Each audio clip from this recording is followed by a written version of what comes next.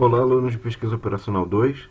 Nessa segunda aula nós vamos detalhar um pouquinho mais o modelo matemático de programação da produção. Na aula anterior a gente falou um pouquinho dos símbolos, dos elementos que são necessários para a gente poder construir um modelo matemático, e nessa aula a gente vai dar continuidade a isso, tá?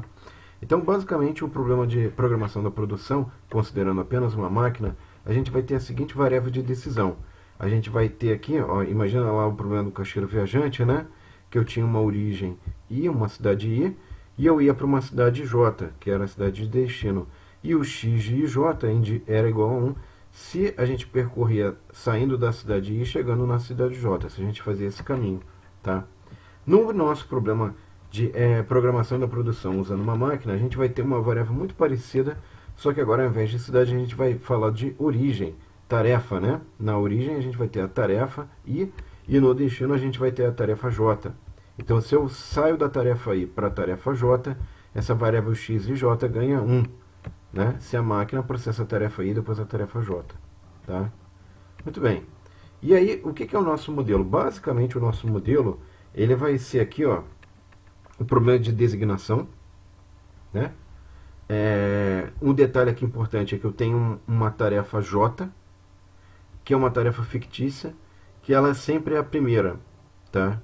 E o que é importante? Essa tarefa J ela sempre termina no instante de tempo, no instante de término dessa tarefa fictícia, que é a tarefa 0, é sempre no instante 0.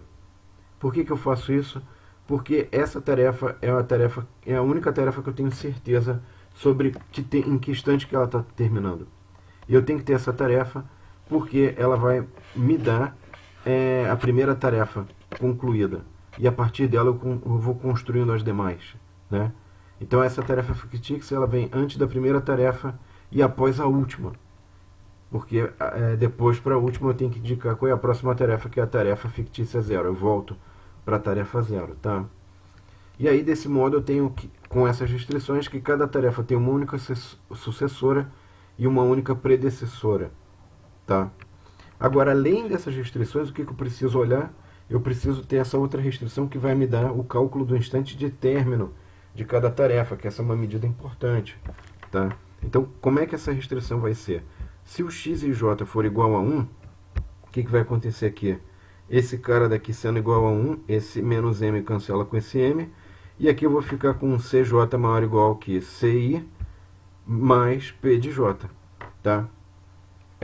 Se esse x e j for igual a 0, esse cara aqui é igual a 0, então aqui fica cj maior ou igual que c de i menos m. Como esse m é um valor muito grande, a gente define ele como um valor muito grande, então c de j é menor que menos m, que é um valor muito grande, então menos um valor muito grande. Só que essa restrição c de i maior ou igual a 0 faz com que isso se torne uma restrição redundante. Tá? Então, para a gente entender melhor essa restrição aqui, como é que ela funciona, e por que ela é importante para a gente, além dessas restrições do modelo de designação, vou dar alguns exemplos numéricos. Tá? Então veja o seguinte, suponha que eu tenho uma tarefa 1, 2 e 3, cada tarefa está levando esse tempo para ser processada, e eu tenho várias possibilidades de solução aqui, eu tenho 6 possíveis soluções. Tá?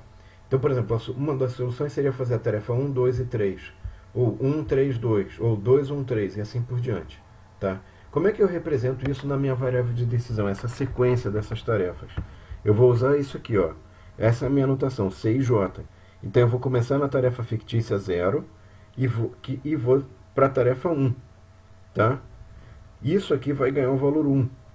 Agora, se eu sair de 1 e fui para 2, x1, 2 ganha 1. Então, saí de 1 e fui para 2, x1, 2 igual a 1. De 2 para 3, eu fiz essa sequência. Então, esse aqui, ó, x2, 3 igual a 1. Tá? Então, vamos pegar outra solução aqui. Por exemplo, essa aqui, ó. Essa solução, que é a sequência 2, 3, 1, como é que eu represento na minha variável de decisão aqui que eu defini, né? x0, 2, que a tarefa 0 sempre é a primeira a começar e termina no instante 0. Isso aqui vai ser igual a 1. Tá, legal, porque eu comecei na tarefa 2. Agora, essa aqui vai ser igual a 2, 3 igual a 1, por quê? Porque eu saí de 2 e fui para 3. Agora, de 3 para 1, se eu sair de 3 para 1, x3, 1 igual a 1. Tá? Ah, legal, então estou começando a entender o que significa eu fazer uma determinada sequência, né? Vamos pegar essa solução aqui, ó. Se eu tivesse essa sequência aqui, ó, x1, 2, 3, como é que isso vai afetar as minhas restrições? Ó, então aqui, vamos supor que eu estou nesse primeiro pedaço, ó, x01 igual a 1. Então, eu vou colocar nessa restrição aqui, i igual a 0 e j igual a 1. Coloquei. Se esse cara vale 1, então automaticamente esse m cancela com esse, e a minha restrição vai ser C1 maior ou igual a C0 mais P1. Como C0 é igual a 0, porque isso eu defino logo no meu início do meu problema, o instante de término da tarefa fictícia é o instante 0, então C1 maior ou igual a P1. Tá? Então o que a gente está vendo aqui? Se essa variável for igual a 1, automaticamente eu tenho essa restrição para poder calcular o instante de término da tarefa 1. Tá? Só depende do quê? Do instante de quanto tempo eu vou levar para processar a tarefa 1. De forma análoga, eu posso fazer i igual a 0 e j igual a 2. Como c de 0 é igual a 0, então eu vou chegar nisso aqui. Tá? O que eu estou mostrando aqui? Se eu escolher sair de 0 e ir para 1, todas as demais variáveis que saem de 0 e vão para outros lugares vão ter que ser iguais a 0. Tá? E ao ter essas variáveis iguais a 0, isso força com que a restrição de tempo não leve em consideração o tempo de processamento da tarefa 1 ou da tarefa 2. Por quê? Porque nesse caso, C02 igual a 0. Então, para todos os demais, se esse cara é 1, esse aqui tem que ser 0, e essa restrição aqui ela fica redundante. Tá? Ela pode ser jogada fora. Muito bem, agora olhando se x2 igual a 1. Então, nesse caso aqui, eu vou ter essa restrição, ó, C2 maior ou igual a C1 mais P2. O que está acontecendo, então? Eu vou pegar o instante de término da tarefa 1, que eu fiz antes, mais o tempo de processamento da tarefa 2, e isso vai me dar o tempo de processamento, o instante de término da tarefa 2. Por quê? Porque x12 é igual a 1. É essa sequência que eu obtive, esse é o x12 correspondente. Né? Agora, se eu fosse verificar de 1 para 3, como essa variável aqui não é, só é igual para esse valor, então x13 é igual a 0. E essa restrição aqui se torna redundante. Ou seja, nesse momento eu não tenho uma restrição em relação ao instante de término de 3. Tá? Muito bem. Agora, supondo aqui que eu fui fazer a tarefa 3. Né? Então, agora x23 igual a 1.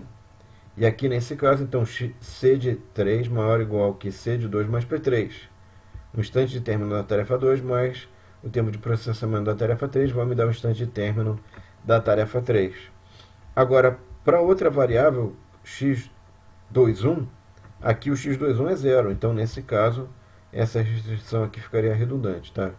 Então, só para ilustrar que qualquer outra possibilidade, caso esse aqui seja 1, qualquer valor de x de 2 para qualquer outra tarefa vai dar 0. Tá?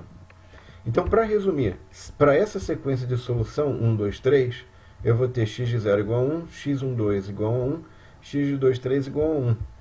Com isso, além das restrições que eu tinha de designação, eu vou ter essas restrições que vão me dar como que eu posso calcular esses valores aqui, que são os instantes de término das tarefas. O instante de término da tarefa 0 é 0, e aí eu vou colocando os outros instantes aqui desse jeito, tá? Muito bem. Então agora o que eu vou fazer? Eu vou fazer o seguinte, ó. Eu, além dessa restrição que eu já mostrei aqui para vocês como é que funciona, eu vou mostrar então como é que o que é a função objetivo.